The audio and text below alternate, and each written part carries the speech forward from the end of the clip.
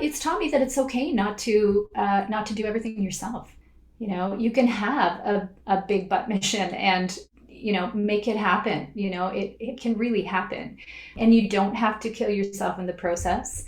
You have to both know to ask for help when you need it, be creative in how you can get it, and to know that if you are self-aligned, right, it's going to come a lot easier.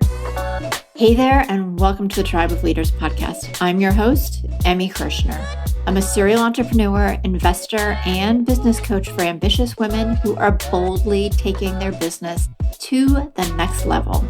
And I believe that building a successful business isn't about working 24/7 just to merely meet a revenue goal.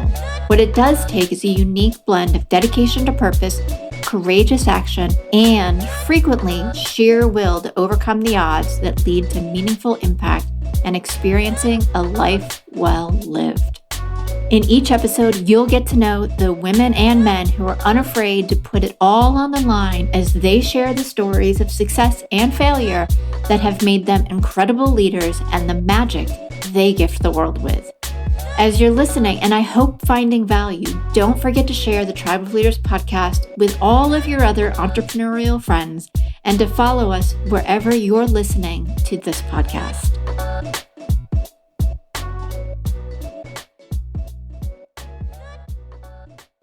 Hey, Dianna, I am so excited to have you on the show today. And I'm super curious, what is it that made you or inspired you to start your business and help people find their voices? Great question. And thank you very much for having me. I really appreciate it. I've been looking forward to chatting. Yeah. So what inspired me? Actually, one of those universals, the universal knocks on the head is what truly inspired me. I had worked for decades in the women's community, both as a frontline worker and as a consultant for decades. And it always seemed to be, although I wasn't kind of putting this together, I was just going where I thought oh, this will be good work. This will be fun work and meaningful work. But I really wasn't doing it with a lot of intention. But I ended up doing most of the work that I did was with women who were looking to use their voice either personally or, for their community or something like that. So yeah, sailing along, everything was peachy and I thought everything was great. And then my husband kind of sat me down one day and said, oh, hey, I'm not happy. And spoiler alert, we got through all that and we're still together.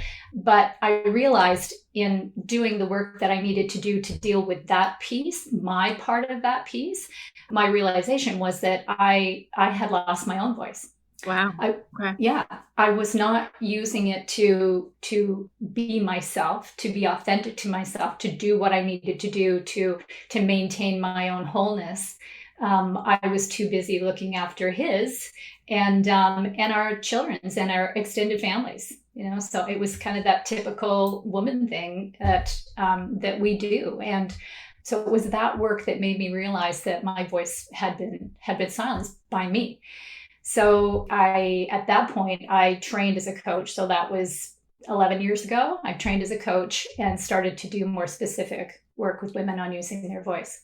So that was a while ago and things have shifted, but that was my original inspiration, was that universal knock on the head that said, hello, don't get too complacent. You still have learning to do. Yeah. Wow. That must have been so interesting too, to take have that moment and then be able to rediscover yourself. You know what? It was a really good process. I didn't think it was very good at the time. I was, I'm sure. all the emotions, right? All the feels, anger, frustration, and how dare you, and here's the door, and all those things were happening for me at the time. But ultimately, whenever anything happens in our lives, especially in our relationships, which is everything in our lives, we have to look at ourselves. We have to see where our needs are not being met and how we can show up for ourselves and how we can show up as ourselves, instead of the wife or the daughter or the friend. We need to know what our wholeness is and show up as that person in order to have the really great relationships Yeah, with whomever. absolutely. And I feel like in so many cases we lose ourselves, particularly when it comes to kids. And it's easy. Like it's not like I don't think anybody's doing it on purpose. It's just you're juggling a lot. And kids are they take everything I think you have and then some. They do. There's And no then some, yeah, and then some no more. use And then manual. yes, and then the grandkids come, and then it's even more. Yeah, I know. I agree. I think that we do lose ourselves, especially in relationships with our children, because you can't always put yourself ahead of your kids, and a lot of times I think women see it as an and or. Right. It's not. And it doesn't have to be, we don't have to put our kids aside while we take care of ourselves. We have to understand that there are a whole bunch of parts of us that we need to care for, our spirituality, our physical needs, our nutritional needs, our relationships, our friendship, our health, like all of those things. We Right. do have to take care of all those. But if we are conscious of all those things and what we need, then we can manage that, as well as our families. Yeah, our little kiddos need us, right? Yeah, Yeah. absolutely. Our big kiddos need us. Mine less Yes. as of late, but they still need me occasionally. That's true. And do you have grandchildren? No, no, no, Okay. not yet. Okay. Well, Goodness, I'm just not wait. ready If for that's that. yeah. It's like starting all over again. It's yeah. Uh, Let's just wait because they're calling, and I really like to hang out with those little guys. yeah, absolutely. Well, they're so much fun when they go away Mhm. after a bit too. Yes. Um, I think for me, like I've reflected a lot over the years. One, the self-care piece of I think it was really important for me to take care of me, so that I could model that for my kids who are both boys, so that they saw that like being healthy and having my own sense of self was really important so that they would be able to do that for themselves, which they did. Mhm. And sometimes I, wish they had not, but it's really cool to be like, you know what, my kid just had a boundary that like they're staying firm with, and that made me happy, even though I wasn't enjoying it at the moment. Yeah. And then I had a moment, and I've talked about this on other podcast episodes, but where my older guy was in, I think his like the fall of his senior year, and I was a single mom. My younger guy would have been a sophomore. Um, and I was like, oh my God, they're gonna leave. And I was like I was so excited. No But it offense, kids. yeah, but it really started like a whole piece for me of what's next, right? Like I've been doing this mom thing for forever, and that's great, but I get to have a whole new life outside of them. Yeah. Yeah. Yeah. And that is exciting. It really is. It really gives us, it's that opportunity to kind of come back to some of the things that we maybe, didn't do quite as much as what we wanted to do when our kids were, or excuse me, when our lives were full of kids. Yeah. Yeah. Yeah. But Yeah. I love that part. oh, thank you. What are some of the other ways that we can lose our voice too? Like I'm sure it shows up in all areas of life. Absolutely. Absolutely. So, we can lose it by circumstances. We can lose it because we've had childhood trauma, or we're in relationships that silence us. And sometimes, it can be so incredibly subtle that we don't notice until it's really ingrained. So it's whatever makes us want to not say what we know we need to say. And it's not about, and a lot of clients that I've worked with are, they come ready to battle, oh, I'm going to find my voice and I'm going to tell that so and so such and such. And it's really not about that, because we're not, I don't think intrinsically, I don't think we are fighters. I think we have to say what's true to us, once we know what's true to us. Right. But we don't have to say it in a way that is either hugely confrontational. We get to choose what that is in the moment, of course, but it's not so much a battle, right? It's an expression. So, even finding your voice for me is not about speaking the words, it's just expressing exactly who we are. So it can be really subtle, and it can be in any relationship. And moms, sorry, moms can be a Yeah. huge one for young women, right? And dads, oh, my dad's gonna be really disappointed at me if I do or I say, or whatever it is. Bosses, that's a big one too. Partners, of course, and the more we kind of forget who we are through parenting, the harder that becomes for us to, make the leap to be independent. I like to think of relationships and all our relationships being, 1 + 1 = 3. So we're whole, our partner is whole, and we get to create whatever the relationship is, which may actually be the title of the next book. But yeah, so it just becomes really, it's very subtle. We don't, because we react really quickly to the things that, if we're in a restaurant and someone is really rude to us, and we may not necessarily want to be rude back, but we don't feel real good about that either. So sometimes we will snap back and walk away feeling kind of yucky. Right. But that's the kind of stuff that kind of pops up for us that may be a little more recognizable than the day to day. Yeah. I guess I'm curious too, like that response of like whether it's in a restaurant or someplace else, like somebody cuts you off in traffic and you're carrying it with you, and it kind of messes up the rest of your day. How can you let go of that faster? And I always teach my clients that mindset is huge, because we can't control anything that happens outside of us, right? We can only control ourselves. And if we know all of ourselves very deeply, and have done that time, that healing time, so that we are comfortable with what we see and what we know, comfortable enough to express it, then it's not, it doesn't become that. It doesn't become that big of a deal. It doesn't. We get to use that to respond in whatever way we choose. Did that answer the question? I think so. Yeah. Yeah.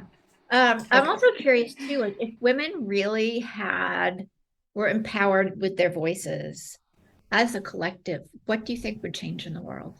Oh man. Well, you know what? I'll answer that, but I want to answer it again relative to men as well, Okay. if I can after this. But so I think for women, if they really did use their voices, I think that we would have the positions and the power to be able to make political and overarching policy decisions. So there would be no slurring, sexual assaults, racism. I don't think any of those isms would be around. Right. We would be considered to be a full participant in life, no matter what our role was, even if we were at home for 50 years raising children. It wouldn't matter between that woman and the CAO. It wouldn't matter. Right. So yeah, I think that's what would change. It would be that upper level. So we wouldn't be what has been referred to, and how I have referred to in the past too, second class citizens. So yeah, that would be the big one. Yeah.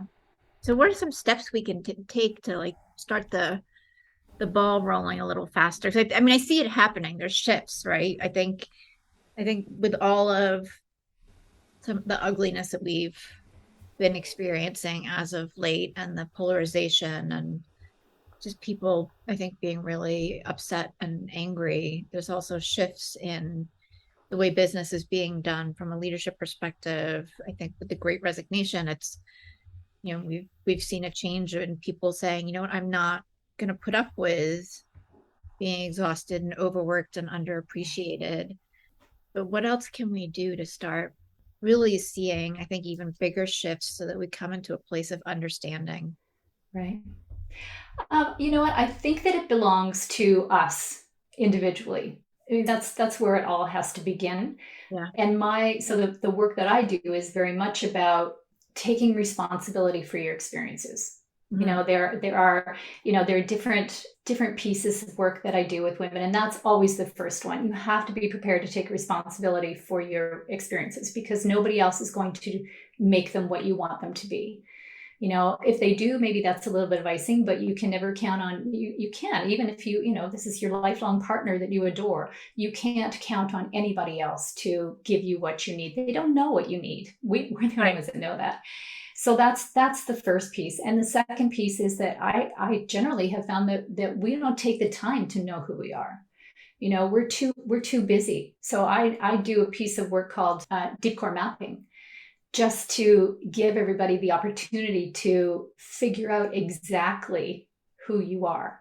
So it's a matter of combining even things that we don't even think are important, but they are elements of us. So your hair is a beautiful color, and so that's your color. That's what you choose. So that's something important about you because you get to choose that.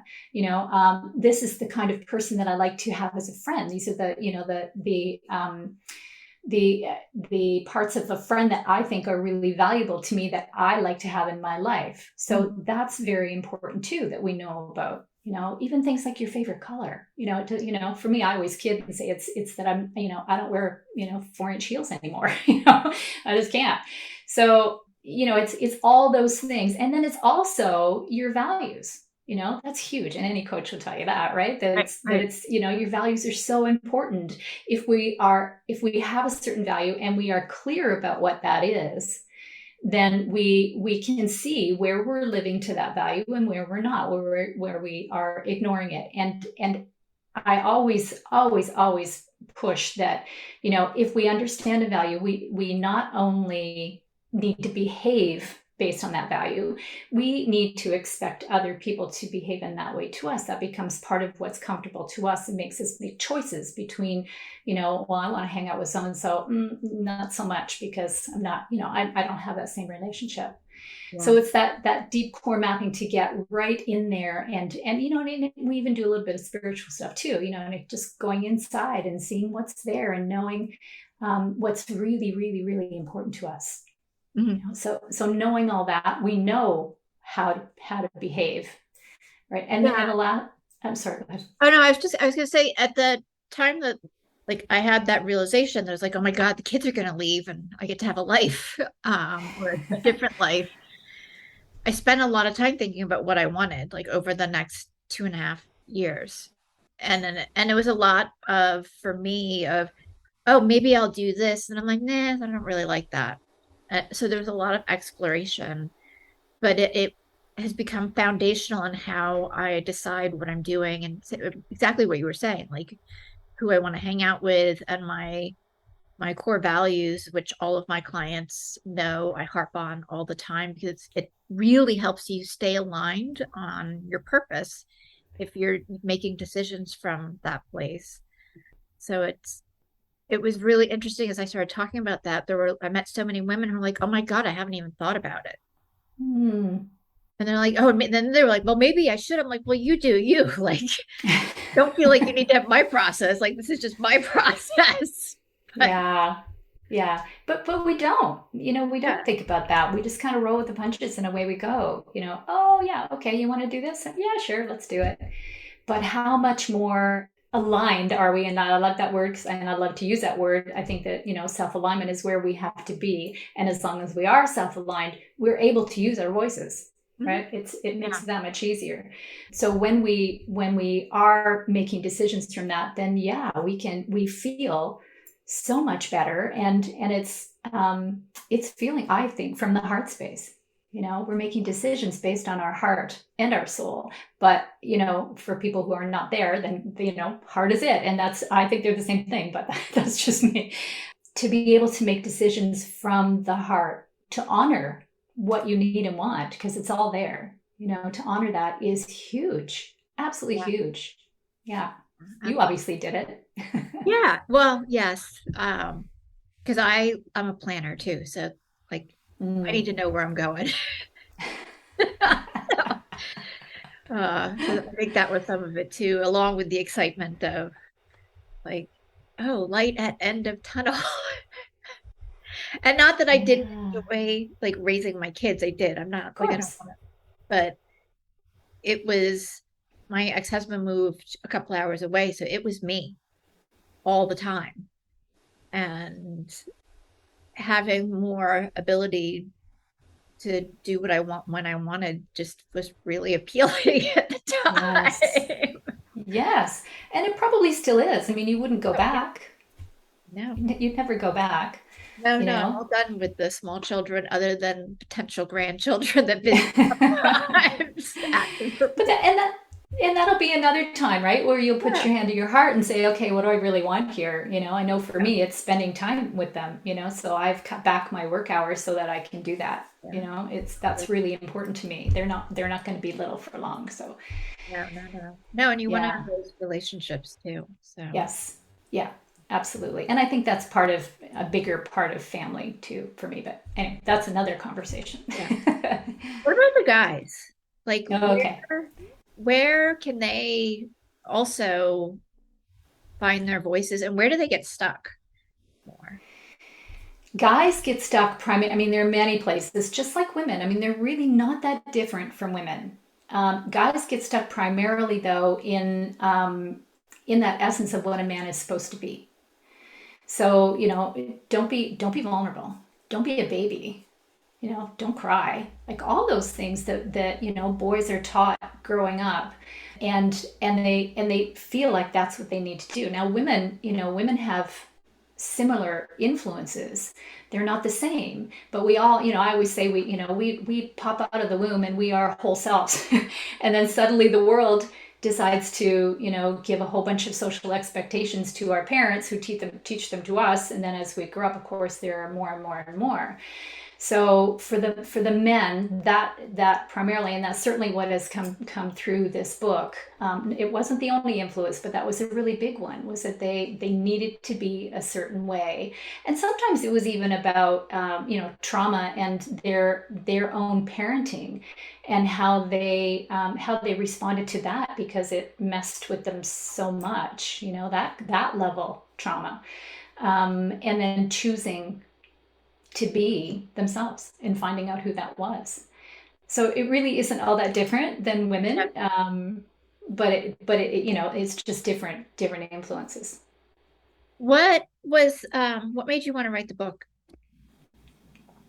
Well, you know what? So this is number 4 in the series, and the entire series has the same goal, and that is to offer the writers a platform for healing. Because you know, when we're writing, I don't know whether you're a writer or not, but I'm sure you'll get this, that you know, when we're writing about our history or our stories, it's really empowering, really, and very cathartic, very, you know, like for a lot of people, it's they just kind of sail through it. Most people do not. They, you know, it really gives them pause to think and to be there with it, which, you know, is kind of like that other, you know, that little layer of onion. Here's one more piece, right?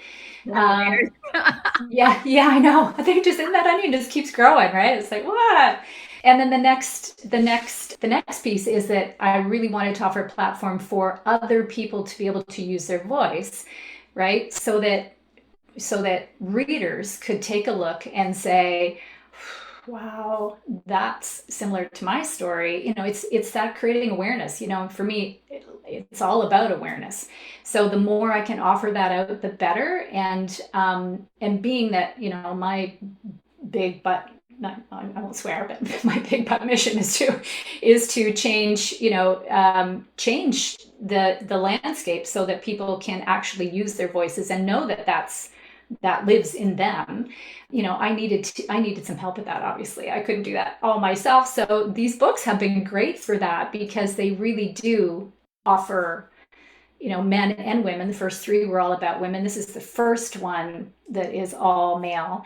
So yeah, both those things have been offered. That was the beginning of it. You know, how do I get some support with this, and then how do I use it to support people that are that are either voiceless or voice challenged, I like to call it, because most of us are not completely silenced, right? We have our moments. Yes, we do. We're going to have the links for all your books in the show notes, but do you have another book in the works or that you're thinking about? I'm thinking about it, but I haven't committed to it yet. So, but yes, if it does happen, it will be about relationships. Absolutely. Okay. Yeah. And I'm thinking that, maybe bringing in both partners, his story, her story, their story, I don't know. Yeah. It's all just That kind would of be super mulling. fun. I think it would be fun too. And yeah, it's close, but I just want to think about things like spending time with those grandbabies and, and that kind of thing. Yeah. Yeah. And, I think it could be really cool. Yeah. What has all of your work so far taught you about leadership? It's taught me that it's okay not to do everything yourself. You can have a big butt mission and make it happen. It can really happen, and you don't have to kill yourself in the process. You have to both know to ask for help when you need it, be creative in how you can get it, and to know that if you are self-aligned, right, it's going to come a lot easier. Your decisions will become a lot easier. You'll know what feels right compared to what doesn't feel right, and you'll know your direction in a clearer way than if your alignment is doing one of these. Mhm. Yeah, absolutely. What are some of the ways that you get help with your huge, gigantic mission? You know what?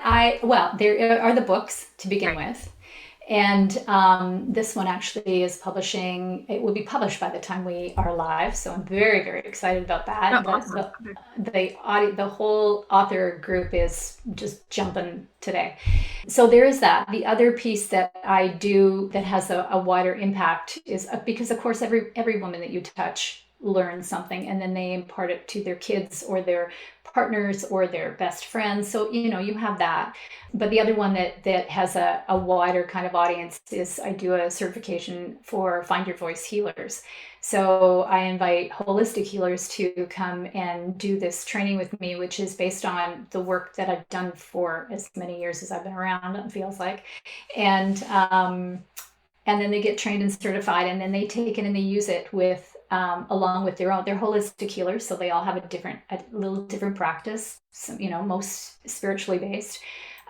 They mix it in whatever way, they integrate it in whatever way they are comfortable doing in their own practice. So they are literally taking my work and applying it outside, which is awesome. Oh, Very, very cool. proud of Yeah. that. So you get to Yeah. grow your ripple effect with other people who are kind of taking on your framework and your way of working to expand their Yes. practices. Yes. I never would have dreamed that would happen, but it has, and I'm super grateful for it. Yeah, it's awesome. That is awesome. I love it. So if Thank somebody you. wanted to do the certification, what do they have to do? Literally to get connected about it. Yeah. Right. Okay. So just find me at Dianna@cravemorelife.com. Just, slip me an email. I'll send you all the information about it. The timing. I'm going to start up again in October, Okay. early October, and we'll go for 6 weeks, part of a day for 6 weeks. And yeah, so I'll explain everything to whoever reaches out. I'm happy to talk about it. It's always, yeah, it excites me to talk about it. So yeah, I'd love to hear from people. Amazing, amazing. What is one of the biggest challenges you've had with your business? Okay. So this is going to sound probably kindergarten level because, I know a lot of people get over this really soon, and I've been in business for a long time. For me, the biggest challenge is not to give it all away, because there's a huge part of me that knows that there are people that need this information, and they need this training, and they need this growth for themselves. but they can't afford to hire a coach. They can't afford to take a certification. They can't.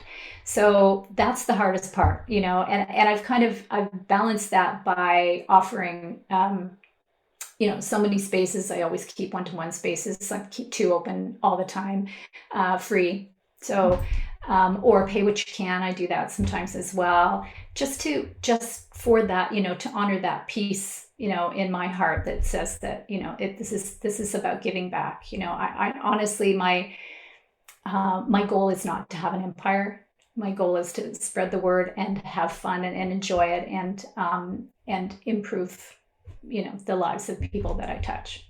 So, yeah. Well, it sounds like you're doing that. It feels like it, and I love it. Yeah. Thank you. You're welcome. You're welcome. So you've got this book coming out, and it's Find Your Voice, Save Your Life, #4. Yeah. Right. And you might write another book. What else is on the agenda besides the certification in October for you? You know what? Not a lot, and partially because this is time to take care of me and what the other things that I need to do, and I've chosen to do. So I literally have, like, as of September, my work schedule declines and my kids' schedule increases. So I'm only doing, 3 days of a kid run, picking them up from school and taking them home for a couple hours until their mom gets home. But that's good. That's nice time. So yeah, I really had to shift things up in my schedule to be able to honor that. And I'm happy to do that. So I'm not, that's it. Those two things are my big, are my big, future projects and current projects. So yeah, so I don't have a lot of, stuff hiding in behind me waiting to pop out. That's it, and I feel good about that. Yeah. Well, it sounds like you've got a really great flow with work and your priorities. I've been writing about that recently too, because I really believe that we are in this culture of overwhelm, and it's up to us to stop it. Like, we don't need another productivity hack or a higher performance level. It's really just surveying what's important to you and doing less and making some hard choices. Yeah. But I think on the other side of hard choices is, one, disrupting the norm, but two, getting your life back and your health and your energy. So it sounds like you're kind of in that place where you have flow regularly. Yeah. Yeah, it's a must. And honestly, I couldn't do this work if I didn't take care of myself. I really couldn't. And I think it's really important to note that when we do take care of ourselves, we are stronger.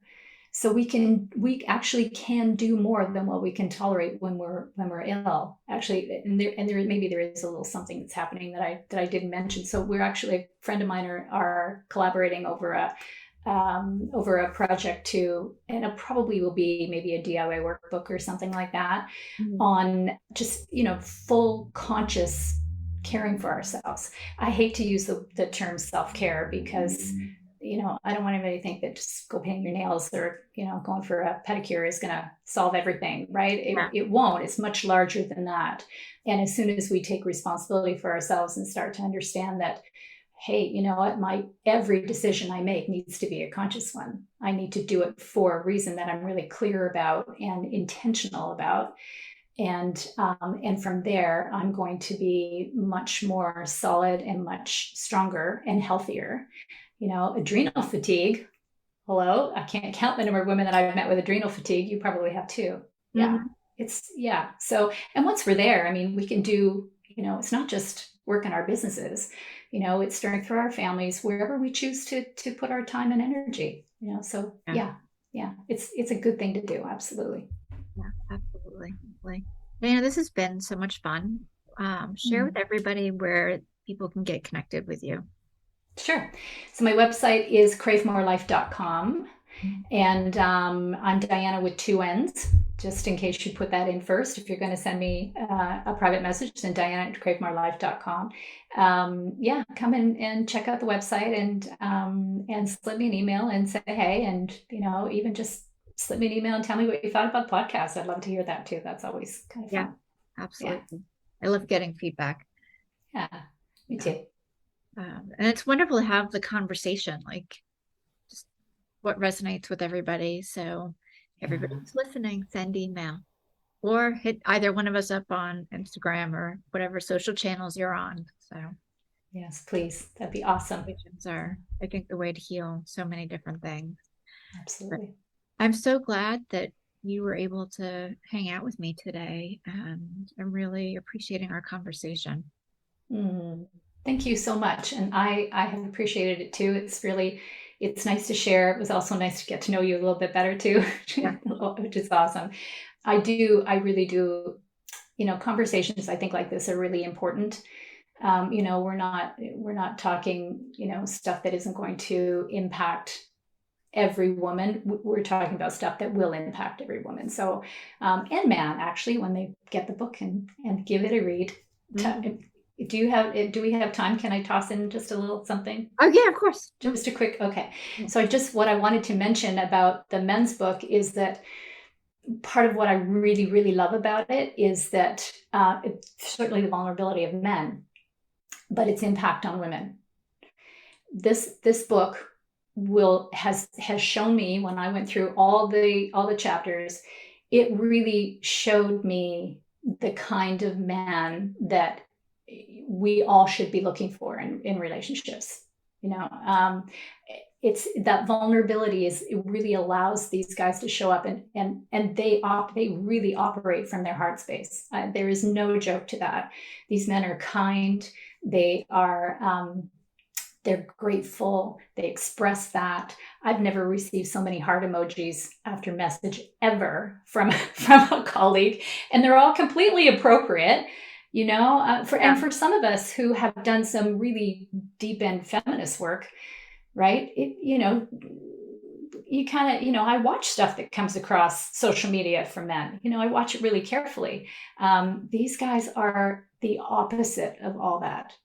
So I would really encourage women to get this book and to read it just as, that little bit of awareness about, oh yeah, this is what relationships can really look like. So vulnerability, I think, is the new norm, I think, for men.